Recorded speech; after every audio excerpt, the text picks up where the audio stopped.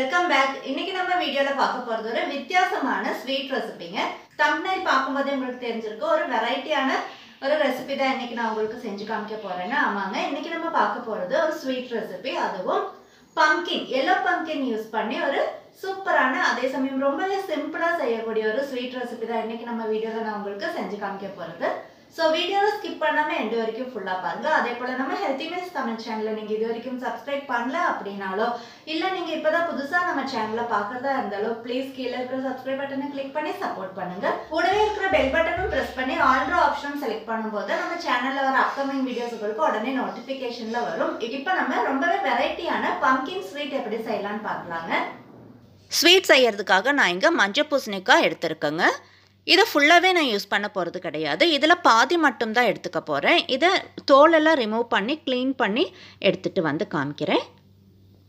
பாருங்கள், இந்த அளவுக்கு சின்ன சின்ன பீசஸாக கட் பண்ணி எடுத்துக்கணும். இதை ஒரு 10லேருந்து 15 நிமிஷம் வரைக்கும் ஸ்டீமரில் வச்சு ஸ்டீம் பண்ணி எடுத்துக்கணுங்க. எனக்கு இன்றைக்கி கிடச்சிருக்கிற மஞ்சள் பூசணிக்காய் அதிகமாக பழுக்கலை, அதனால தான் நான் 15 நிமிஷம் வச்சு ஸ்டீம் பண்ணிக்கிறேங்க. பழுத்த பூசணிக்காவாக இருந்ததுன்னா 10 நிமிஷமே போதும். இந்த டைமில் நம்ம ஸ்வீட்டுக்கு தேவையான ஃபில்லிங்ஸ் ப்ரிப்பேர் பண்ணிக்கலாம். அதுக்காக நான் இங்கே அவில் 1½ கப் எடுத்திருக்கேன். இது கூட வெல்லம் 1 கப், தேங்காய் 1/2 கப்புக்கும் கொஞ்சம் அதிகமாக எடுத்துக்கலாம்.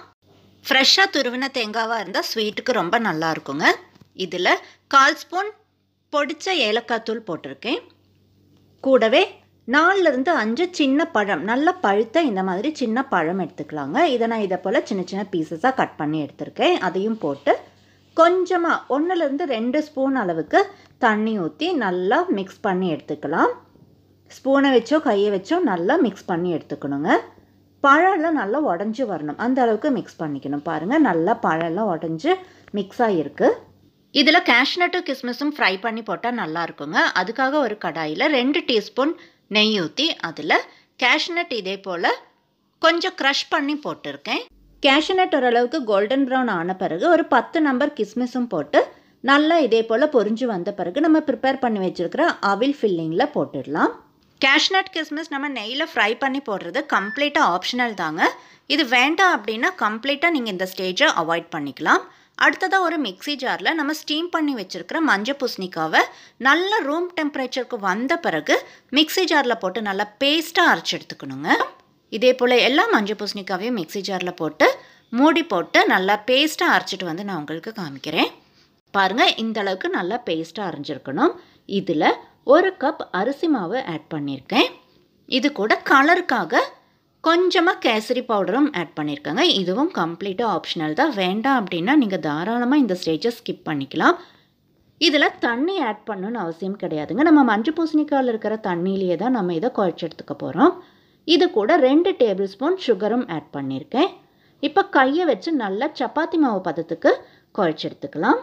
தேவைப்பட்ட அரிசி மாவு எக்ஸ்ட்ரா ஆட் பண்ணிக்கலாம், பட் எனக்கு இங்கே 1 கப் அரிசி மாவு கரெக்டாக இருந்தது.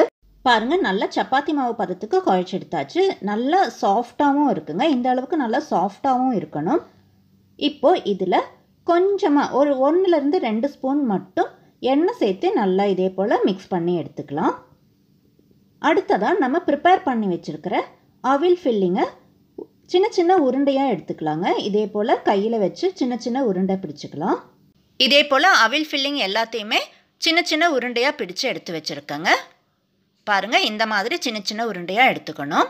அடுத்ததாக நம்ம மஞ்சள் பூசணிக்காவும் அரிசி மாவும் போட்டு சப்பாத்தி மாவு மாதிரி குழச்சி வச்சுருக்கோம் இல்லையா, அதிலிருந்து கொஞ்சமாக இந்த அளவுக்கு எடுத்து அதை இதே போல் ஒரு ரவுண்ட் ஷேப்புக்கு கொண்டு வந்துக்கணுங்க. கை கடியில் வச்சு மெதுவாக இதே போல் ஒரு ரவுண்ட் ஷேப்புக்கு கொண்டு வந்த பிறகு இதுக்குள்ளார நம்ம ஆல்ரெடி உருண்டை பிடிச்சி வச்சுருக்கோம் இல்லையா, அந்த ஃபில்லிங்ஸ், அவில் ஃபில்லிங், அதையும் வச்சு இதே போல் கவர் பண்ணி எடுத்துக்கணும். இந்த ஸ்வீட் செய்கிறது ரொம்பவே சிம்பிள் தாங்க, அதே சமயம் ரொம்ப ரொம்ப டேஸ்டியாகவும் யம்மியாகவும் இருக்கும். குழந்தைங்க 100% இதை ரொம்பவே விரும்பி சாப்பிடுவாங்க. இதில் நீங்கள் ஒரு விஷயம் மட்டும் கவனிச்சுக்கணும், நம்ம 2 ஸ்பூன் ஆயில் மட்டும்தான் சேர்த்திருக்கோம். அதே போல் நெய்யும் நம்ம 2 ஸ்பூன் தான் சேர்த்திருக்கோம். இதுவும் ஆப்ஷனல் தாங்க. வேண்டாம் அப்படின்னா தாராளமாக நீங்கள் அந்த 2 ஸ்பூன் ஆயிலும் நெய்யும் கூட ஸ்கிப் பண்ணிக்கலாம். இதில் நம்ம பரங்கிக்காவோட டிசைன் கொடுக்கறதுக்காக மட்டும் இதே போல் ஒரு டூத் பிக்கை வச்சு நடுவில் ஒரு ஹோல் கொடுத்து இதே போல் எல்லா சைட்லேயுமே ஒரு லைன் கொடுத்துக்கலாங்க. இது ஜஸ்ட் நம்ம அந்த ஒரு மஞ்சள் பூசணிக்காவோட டிசைன் கிடைக்கிறதுக்காக மட்டும்தான் இந்த மாதிரி நம்ம டூத் பிக்கை வச்சு இதே போல் ஃபுல்லாக நம்ம லைன்ஸ் கொடுத்துக்கிறோம். பாருங்கள், அழகாக நமக்கு மஞ்சள் பூசணிக்காவோட அதே ஷேப்பு கிடச்சிருக்கு. இப்போது இது மேலே ஒரே ஒரு கிராம்பு இதே போல் அந்த ஹோலில் ஃபிக்ஸ் பண்ணிக்கலாம். பாருங்கள், எல்லா மஞ்சள் பூசணிக்காய் ஸ்வீட்டும் இதே போல் ப்ரிப்பேர் பண்ணி எடுத்தாச்சு. இதை இப்போ 10 நிமிஷத்துக்கு ஸ்டீம் பண்ணி எடுத்துக்கலாம். இதில் நான் மஞ்சள் கலர் இல்லாமல், அதாவது மஞ்சள் பூசணிக்காய் ஆட் பண்ணாமல் வெறும் ரைஸ் வச்சு மட்டுமே நான் இதே போல் 4 ஸ்வீட் மட்டும் ப்ரிப்பேர் பண்ணியிருக்கேன். உங்களுக்கு இந்த ரெசிபி பிடிச்சிருந்தது அப்படின்னா இப்போவே நம்ம வீடியோக்கு ஒரு லைக் கொடுத்து உங்கள் ஃப்ரெண்ட்ஸ் அண்ட் ஃபேமிலிக்கும் நம்ம வீடியோவை ஷேர் பண்ணி விடுங்க. இதே போல் நல்ல ஒரு ரெசிபியோட அடுத்த வீடியோவில் பார்க்கலாங்க.